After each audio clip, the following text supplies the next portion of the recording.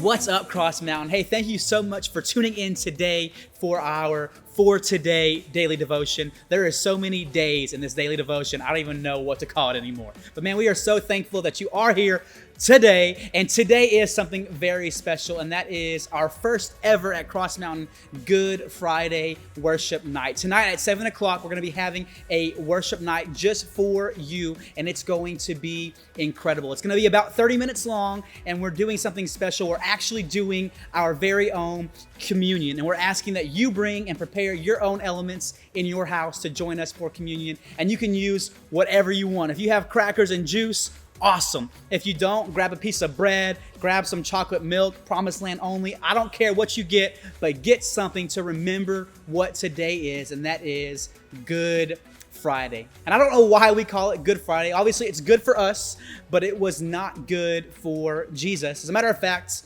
I think it was probably a very bad Friday for Jesus. You know, as he was hanging there on the cross, giving up his life for us, I can't imagine that it felt very good at the moment. As a matter of fact, the Bible actually says in the book of Luke that from 12 o'clock till about 3 p.m., while Jesus was hanging on the cross, the entire world just went dark. Now, theologians and historians have looked into it. Some people think it might have been an eclipse. Some people say it was just a supernatural thing that God did. I'm not really sure what it was, but I do know this, that as the light of the world hung on that cross and he gave up his last breath, the world went dark.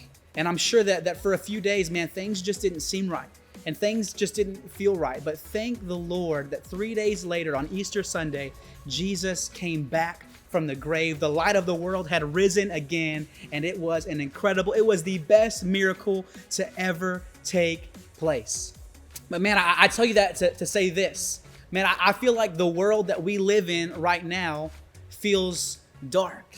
It feels chaotic. And just the best word I could come up with was it just feels It just feels But I love this simple truth, and that is that light shines best in darkness. And the same way that Jesus came back from the grave and lit up the world again, the Bible says the same power that rose him from the grave lives in you and it lives in me. And Jesus gave us the authority in Matthew chapter 5 to be the salt of the earth and the light of the world. So what does that mean I need to do? Man, I need to shine bright for Jesus. In a world that seems dark, in a world that seems chaotic, man, I am going to shine bright. I'm going to be a lighthouse pointing people to Jesus. I'm going to love on people. I'm going to care for people. I'm going to call people and see how they're doing. I am going to make a difference. Why? I want to be the light that Jesus has called and encouraged me to be. Man, Cross Mountain, we love you so much, and we can't wait to worship with you tonight.